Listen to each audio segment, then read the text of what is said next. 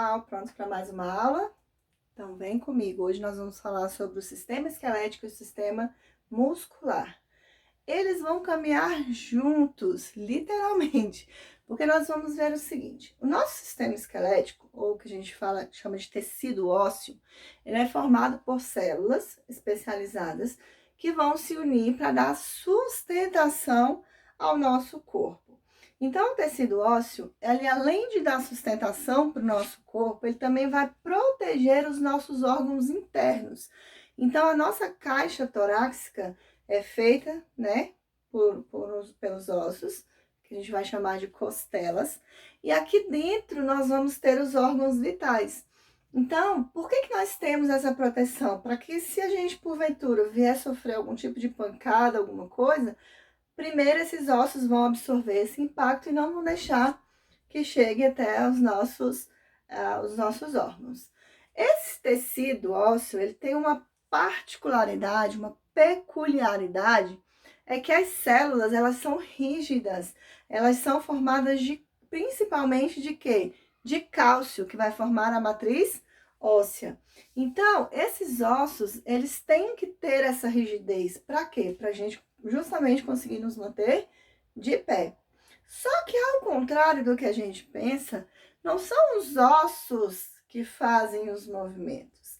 Na verdade, aos nossos ossos, nós temos músculos aderidos.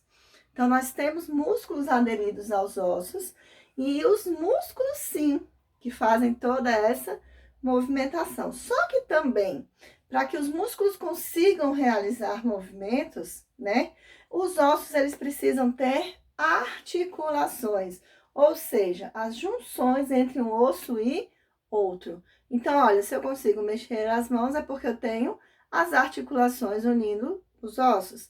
Se eu mexo o meu braço, eu tenho as articulações unindo os ossos. Meu ombro é uma articulação, meu punho é uma articulação. Para que servem essas articulações? Para unir os ossos, para não deixar que os ossos fiquem soltos e para poder facilitar e promover a movimentação.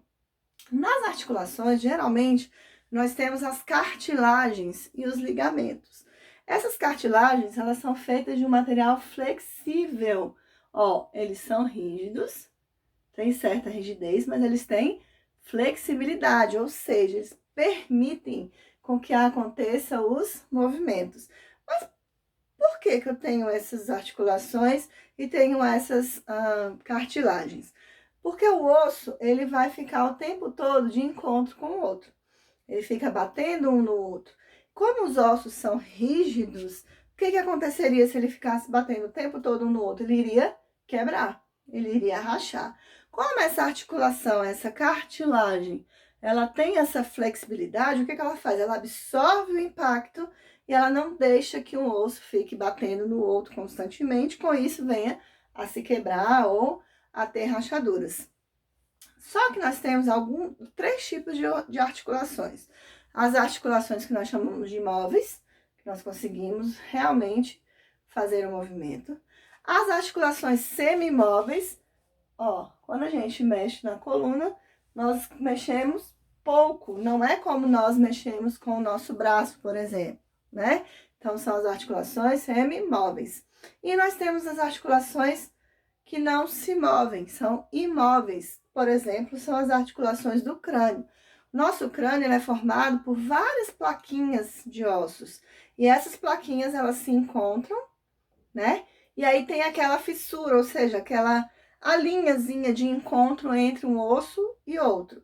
E essa linhazinha de encontro entre um osso e outro que eu vou chamar, então, de articulação imóvel. Aí, nós chegamos no tecido muscular. O tecido muscular é o grande protagonista dos nossos movimentos. Então, o tecido muscular, ele é chamado de músculo, né? Na verdade, o sistema muscular é formado pelo tecido muscular, que é o músculo, que é formado de células que conseguem se movimentar, conseguem fazer contrações.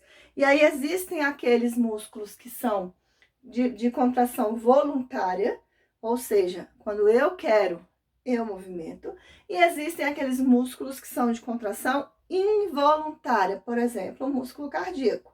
Nosso coração ele é formado por um músculo que está o tempo todo em movimento. E esse músculo cardíaco, então, a gente diz que ele tem um movimento involuntário, ou seja, a gente não consegue controlar. Se a gente quiser falar para coração, ele não vai parar. Mas se eu quiser parar de me mexer, eu paro, entenderam? Então, essa é a diferença dos movimentos voluntários e involuntários. Aqueles movimentos que eu consigo realizar, que eu consigo conduzir, e aqueles movimentos que acontecem naturalmente. E aí os músculos, eles são subdivididos em 3 partes. O músculo estriado esquelético, como o próprio nome já diz, é um músculo que está intimamente aderido aos ossos.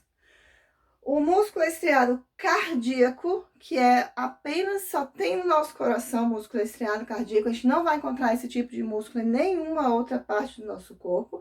E a gente tem os músculos não estriados, também chamados de músculos lisos, que tem uma contração lenta e voluntária, que são responsáveis pelos movimentos dos órgãos peristálticos. Lembra que a gente falou sobre quando desce o alimento, que passa pelo nosso esôfago? E o nosso esôfago, ele vai fazendo movimentos peristálticos até que o alimento chegue no coração? Exatamente. Esses esôfago, por exemplo, ele tem um revestimento desse músculo liso não estriado, e ele vai fazendo esses movimentos peristálticos. E esses movimentos peristálticos, eles acontecem mesmo se a gente não quiser, ou se a gente não controla. Então, a partir do momento que a gente faz a mastigação de um alimento e esse alimento passa pelo nosso esôfago, automaticamente o esôfago vai fazendo esse movimento de peristaltismo e aí ele vai descendo. Não adianta você pensar em querer parar, a não ser, lógico, se você estiver engasgado com alguma coisa, se um pedaço de carne, por exemplo, for muito grande, não passar pelo canal do esôfago, mas aí é diferente. Não é porque o músculo parou de se movimentar, entenderam? E essa contração muscular, ela acontece antagonicamente, ou seja, quando um músculo relaxa, o outro contrai. Igual o nosso coração. Nosso coração tem os batimentos antagônicos. Quando um abre, quando uma válvula abre, a outra fecha. Quando a de baixo fecha, a outra abre, que é o movimento de sístole e diástole. Nós já falamos sobre isso. Então, essa contração muscular, ela é causada pelos movimentos de filamentos de actina e miosina. Então, dentro dos nossos músculos, nós temos esses filamentos de actina e de miosina, que são 2 proteínas, e elas vão deslizar nas células do músculo. Então, quando ela desliza no músculo, ela contrai. Quando ela desliza para o outro, ela relaxa. E é assim que acontece, então, a contração e o relaxamento do nosso músculo. Por exemplo, agora, se eu estou movimentando meu braço, células estão contraindo, células estão relaxando. Entenderam? E aí, então, para que aconteça esse movimento, os músculos, eles vão ter que fazer o quê? Uns vão ter que relaxar, o outro vai ter que contrair. Façam em casa. Olhem para a sua perna, contraia e relaxe, contraia e relaxe. Você vai ver que uma parte da sua perna vai estar contraindo, enquanto outra parte vai estar relaxando. E é isso que a gente chama, então, de movimentos antagônicos de relaxamento e de contração no músculo. Então, se por acaso alguém perguntar, mas é o seu esqueleto que te faz movimentar? É errado. Por quê? Porque, na verdade, o esqueleto só se movimenta se ele tiver um músculo aderido. Se o músculo não estiver aderido e se o sistema nervoso central também não estiver mandando as informações, os impulsos elétricos para esse músculo também não vai contrair nem relaxar, assim como os casos que nós conhecemos de paralisias. Então, tem pessoas que têm certas paralisias, né, da cintura para baixo, às vezes até do corpo inteiro, E aí esse músculo ele não vai se relaxar nem se contrair. Por quê? Porque ele não vai receber do sistema nervoso central o comando para que ele possa fazer a liberação da miosina e da actina, para esse deslizamento dessa proteína, né? Para quê? Para que os músculos relaxem. Mas aí são casos mais raros de acontecerem. No normal, no geral, as pessoas elas conseguem conduzir os seus movimentos dos músculos. Aí, os nossos ossos, eles são rígidos, como eu falei no começo, eles têm a matriz óssea de cálcio. Mas existem alguns probleminhas, alguns fatores que causam alguns desgastes nessa matriz óssea. Por exemplo, a osteoporose. Como o próprio nome já diz, ósteo vem de osso e porose, poros.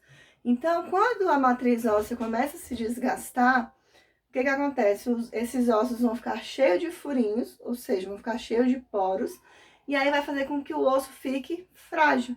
Então, qualquer coisinha, ele pode se quebrar, ok? E aí, no caso, é necessário que faça o tratamento, que vá fazer